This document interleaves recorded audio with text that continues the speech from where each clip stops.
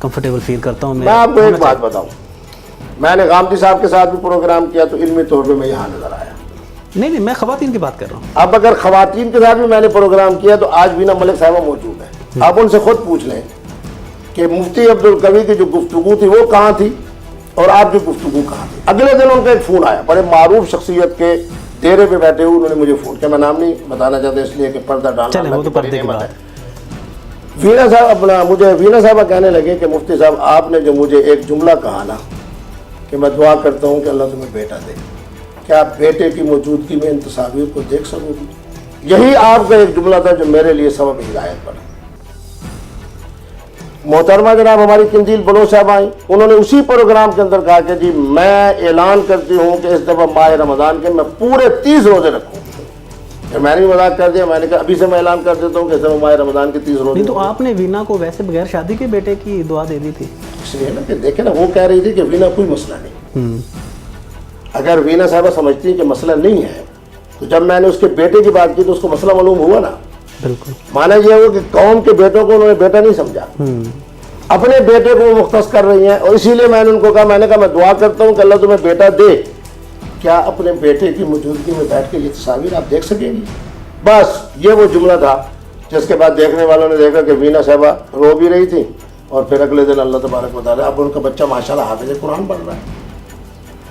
तो मैं ये समझता हूँ कि हमें इस्लाह की, और हमारे बुज़ुर्गों का एक जुमला है जिसको मैं बयान करके इजाज़त चाह रहे हैं। हमारे बुज़ुर्गों ने कहा कि बुराई से नफरत करो लेकिन बुरे से नफरत ना करो। और ये उसी का नतीजा है कि मैं समझता हूँ कि अल्हम्दुलिल्लाह बहुत से लोगों को अल्लाह ने हमारी गुफ्तगू के बाद हिदायत। मुफ्ती साहब एक बात है कि आप माशाल्लाह जो हमने देखा काफ़ी अरसे से मैं आपको जानता हूँ, तो आप जो भी बात होती है उसको खुल के बयान करते हैं, चाहे वो आपके मुखालिफ जा रही हो या आपके हक़ में आ रही हो।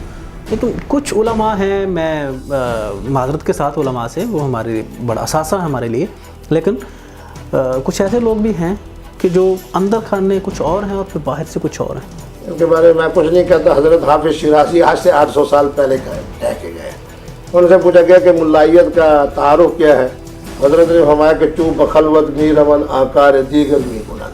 मौलवी कहते उसे है जिसका सामने का किरदार और होता है और खलवत का किरदार और होता है। तो बहरहाल मैं तो हमेशा उलमा की तारीफ़ करता हूँ, उनकी इज़्ज़त करता हूँ। शिकायत आप भी सुनते रहते हैं कि चंदे के अंदर उनकी क्या कैफियत है, किरदार के अंदर उनकी क्या कैफियत है, अखलाक के अंदर उनकी क्या कैफियत है। आम भी बेचारा कलमा को मुसलमान है, उसकी इज्जत के हवाले से उनका क्या किरदार है। बातों बातों में आपने इखलाक की बात की। एक जो उलमा है हमारे, उनमें इखलाक की बहुत कमी है। नहीं, किस चीज़ की कमी नहीं है माज़रत के साथ। मैं तलाक का मसला हो, आप सुन लें कि क्या उनका किरदार है।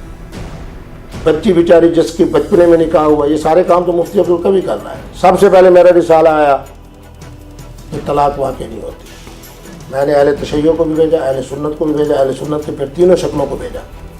अब अल्हम्दुलिल्लाह उसी मेरे ही नुक्ते नज़र के ऊपर मैंने कहा क्यों कहते हो एक है, दो है, तीन है, ये देखो कि उसने तलाक दी क्यों है, रीज़न क्या है।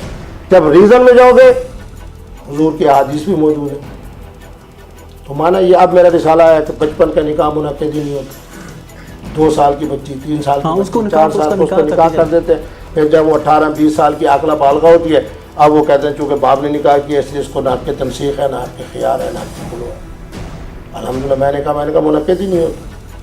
अब आपके टीवी के प्रोग्राम के हवाले से नौजवानों के लिए बड़ा ज़बरदस्त में जनाब एक मेरा रिसाला आ रहा है कि हर वो मोहतरमा जिसका खामद 4 महीने तक नानो नफ़क़ा न दे या जो उसके हुकूक हैं वो अदा न करे, 4 महीने के बाद मोहतरमा को शरन हक हासिल है कि वो अपने निकाह को ख़त्म करके तनसीब का हक इस्तेमाल करे और उसके बाद इद्दत गुजार कर मर्जी के साथ शरअ में इसकी इजाज़त देगी।